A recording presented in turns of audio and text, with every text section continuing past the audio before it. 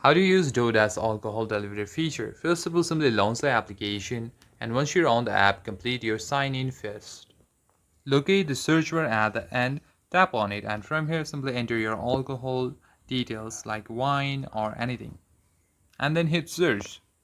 Now from here scroll down, and now you can select on the item that you want to buy, and if you want to buy you can simply tap on the plus to add to cart, tap on it to know more details about it. You can select the price and read how much quantity it contains, and also if you want to instruct the server while dropping, you can tap on it.